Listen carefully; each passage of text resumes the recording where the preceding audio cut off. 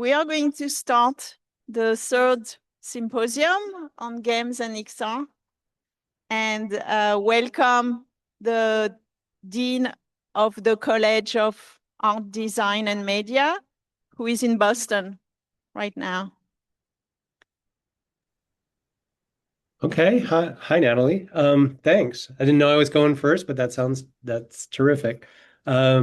And welcome really everybody. I really appreciate all of you coming. I was just commenting that I can't see all of you. I just see Natalie. But welcome. And so I just very briefly just wanted to just give a little, that's perfect. Thank you. That's much better. And just to say hi and just give you just a couple thoughts on things. Well, first to thank Natalie and all of the folks that have put this together. I really appreciate you putting it together. And I just sort of wanted to start with a memory, and I just have some notes here. I'm just going to read off of. So years ago, I had a chance to visit Sony SCEA in Santa Monica. And many of you may have had this opportunity. It was amazing for me. I was still in my 30s. It was terrific. And when I walked in, I was surrounded floor to ceiling, 2 stories high, by whiteboards covered in game narrative. There were character arcs, world building logic, branching story structures, environmental design, systems diagrams, every wall, every direction you looked. It was amazing. And I remember standing there thinking, this is not a game company. This is one of the most ambitious multidisciplinary design operations I've ever seen. Writers and engineers, artists and psychologists, interaction designers, all working on the same surface in the same space toward the same world. It's an image, that I often come back to as Dean of CAMD, of the College of Arts, Media, and Design, as we span and seek to expand in the global network from Boston to Oakland there, New York to Vancouver. And one of the things that unites us across these campuses is exactly that, the belief that the most consequential creative work happens at the intersection of disciplines, not safely inside any one of them. Games and XR are, for us, not a niche specialty. They're a model for how we think and how education works itself. And that's exactly what this symposium is about and exactly what games and XR have always demanded of us. Games and immersive environments are among the most genuinely multidisciplinary artifacts humans have ever made, and I know I'm preaching to the choir on much of this. To build them well, you need narratives and systems thinking. You need visual design and audio engineering. You need cognitive science and ethics and increasingly machine learning. You need people who understand how bodies move through space and how emotions attach to objects that aren't even real. This is not incidental to the work, it is the work. The seams between disciplines, the places where a game designer has to talk to a trauma-informed psychologist, or where an XR developer has to collaborate with an architect. These are not friction points to be minimized. They're the most important, interesting ideas. They are the place where most interesting ideas live. I'd argue that the field of games and XR has quietly been one of the best educators of multidisciplinary thinking in the last 30 years, not always by intention, but by necessity. And by the way, I often use it when I try to explain what we do and talk about multidisciplinarity. I often use game design as a really nice example that immediately everybody gets. When the interdisciplinary thinking gets applied to simulation and training, the stakes become very concrete very quickly. We're not just talking about entertainment, we're talking about surgeons rehearsing procedures. A lot of the work that I've done is in that area. First responders navigating mass casualty scenarios, pilots experiencing systems failures at altitude, soldiers processing the cognitive load of urban environments. What XR offers in these contexts is something genuinely unprecedented. The ability to put someone inside a situation before the situation happens, with enough fidelity that the body responds, the nervous system engages, and real learning occurs. Not reading about a crisis, not watching a video of one, but being in it, making decisions, experiencing consequences, and making out the other side with that knowledge encoded somewhere deeper than cognition. This is extraordinary capability. It asks serious questions of us as researchers and designers, questions about fidelity, which is actually one of the pieces I'm working on right now, about psychological safety, about what it means to consent to an experience that might feel very real. The technological challenges are matched, I'd argue, by the ethical and human-centered design challenges. And of course, as many of you know, empathy, is a big area of what I work on and a big part of my life. And so to me, I want to leave you because empathy often gets mentioned but rarely examined. Games have always had a unique relationship with empathy, not because they tell emotional stories. Film does that, but they can also do that as well, but because they ask you to make decisions inside someone else's situation. You're not watching a character navigate a moral dilemma. You are the character. You feel the weight of the choice. And when the consequence arrives, it lands differently than it does on a screen you're watching passively. Think about what the best narrative games actually do to a player. They don't explain suffering or injustice or moral complexity. They simulate the texture of it, the impossible choices, the exhaustion, the small moments of grace inside terrible circumstances. You're not watching someone navigate a hard situation, you're making the decisions. And when the consequences arrive, they land somewhere deeper than a story you read or a film you've watched. That's not entertainment in the traditional sense, that's empathy as a design material. But I want to caution along the celebration, with the celebration. Empathy isn't a switch you flip with a controller or a headset, it's a practice. And games in the wrong hands or without intentional design can produce the opposite, desensitization, emotional tourism, or the illusion of understanding without any of the work. What I think the best work in this space does, and what I hope the symposium surfaces and will, is design experiences that don't just put you in another perspective, but create the conditions for genuine reflection that ask something of the player, not just the technology. The goal isn't immersion, it's transformation. So I'll leave you with multidisciplinary by design, immersive by necessity, and at our very best, empathetic by intention. That's the terrain you are all exploring. And I'm genuinely excited by all the work that I've seen come from the work of the first two conferences. So just wanted to say welcome to the symposium. Thank you again to the organizers, and I'll turn it back over to Nathalie. Thank you.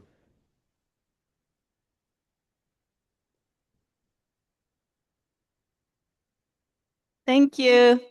Thank you so much. We are going to have a full day. Let me get the next guest.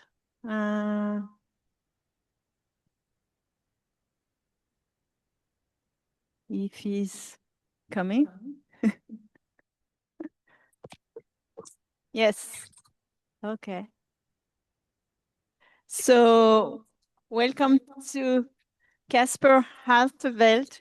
He's the Associate Dean for Graduate Research and also the Director of the Excite Institute. He will tell you more about that. Thank you, Nathalie. And I actually want to start with where the dean ended on the note of transformation, because transformation needs to happen by people working together, thinking about what does a transformation look like. The symposium is part of bringing people together, building a community to think about what the future would look like. But it also requires more engagement than just this one single symposium that's happening today and that happened in the past couple of years. What we're trying to do through Excite, which is the Institute for Experiential Technologies, is to bring together people who are busy with what we call experiential technologies, such as games, extended reality, but also immersive installations, digital twins, and bring all these people together to really think about how can we do these transformations in a way that is human-centered, that is really focused on responsible practices. And we are engaging people with that through our lecture series. And Nelly actually is one of the people who's actively organizing these lecture series from the Oakland campus. But we also have people in Boston, in Vancouver, and in London who are organizing these speaker series. And I welcome everybody to join these lecture series as part of building this movement that is looking for a transformation.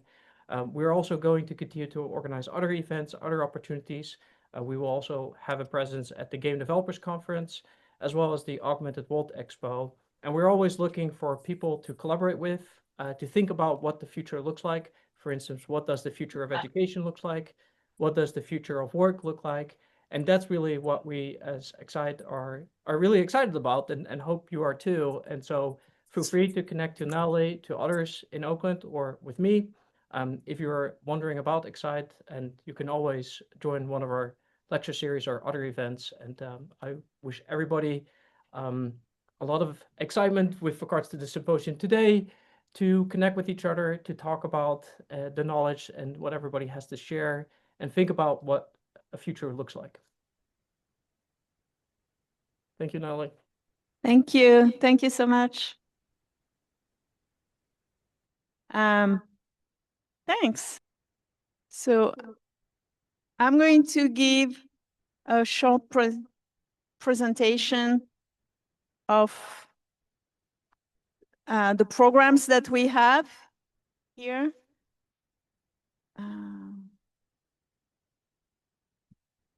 I need to share in Zoom.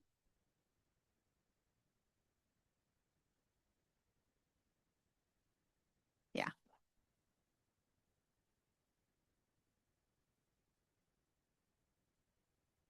So I'm Dr. Nathalie Mathe and professor here in Oakland with the College of Art, Media and Design. I'm going to briefly introduce the Master in Game Science and Design and the Master in Extended Reality. I need to move those things. Okay. So the Master in Game Science and Design was started 3 years ago in the fall of 23.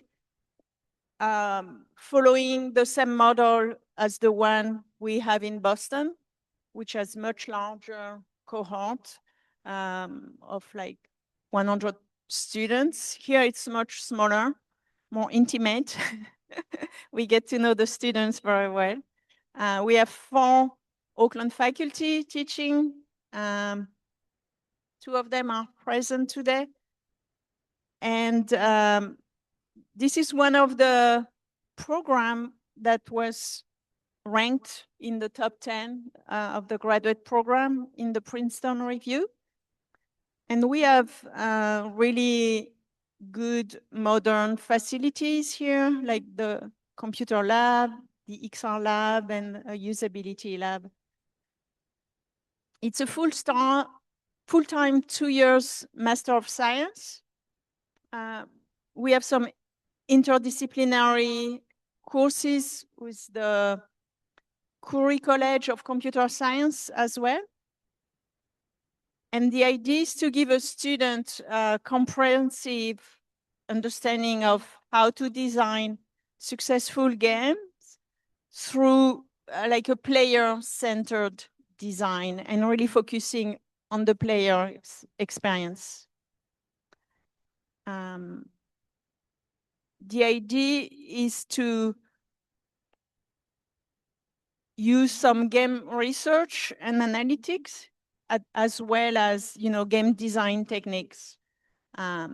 We have electives in programming, art, or XR that the student can choose.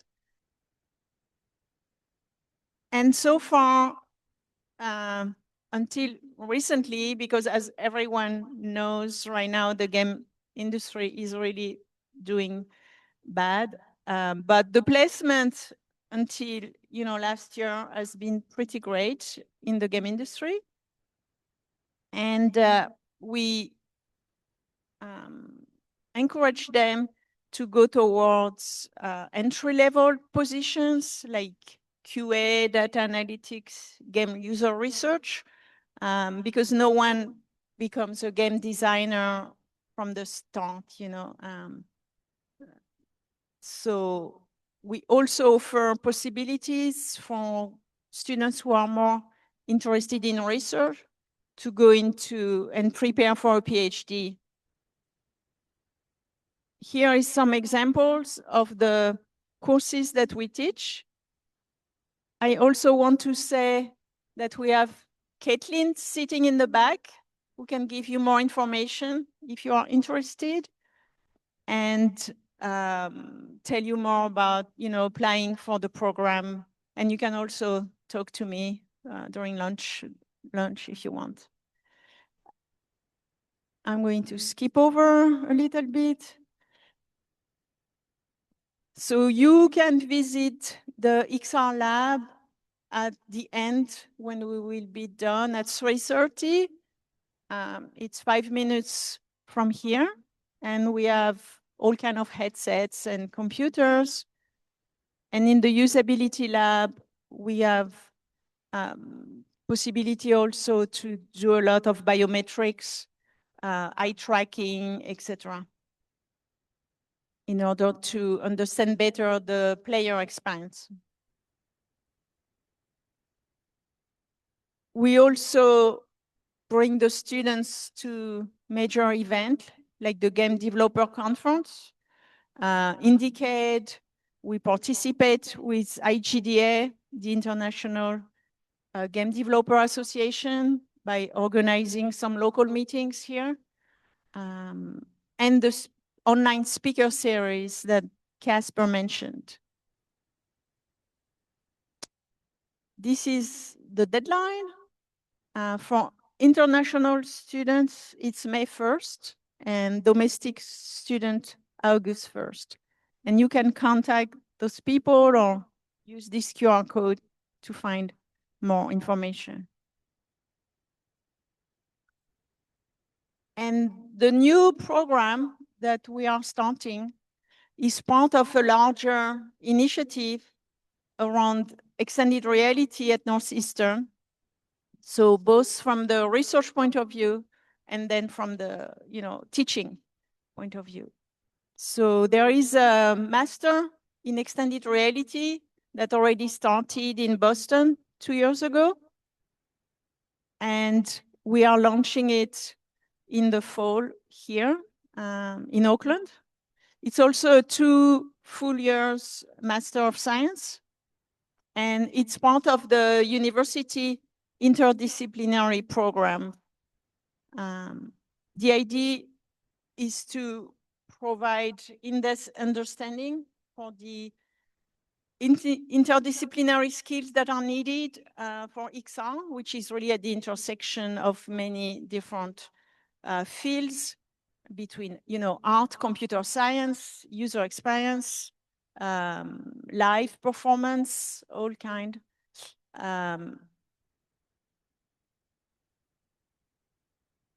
Now I lost that.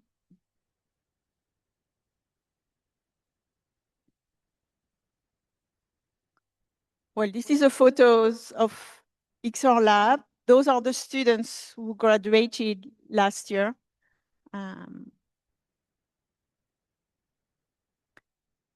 And some of the courses overlap with the game design master because the concentration of the XR master is on game design. But we have also very specific courses on designing, developing, media history, etc. And for each master, the student on the second year, they work on their capstone project. And the reason why XR has become really interesting and important, it's because there are applications in many different industries. It's not limited to the gaming industry. So, for example, there is a huge adoption in healthcare, of course, entertainment and gaming, but also well-being, for example, fitness.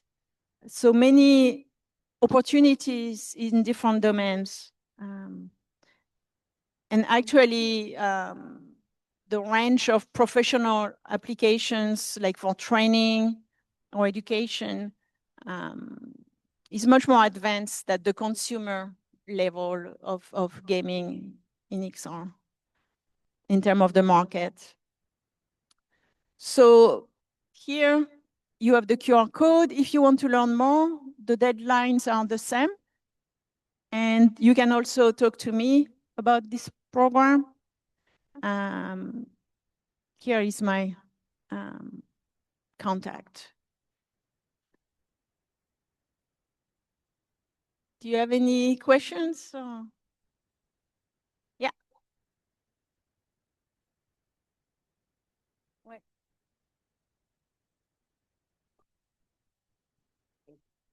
Good morning. My name's Christelle.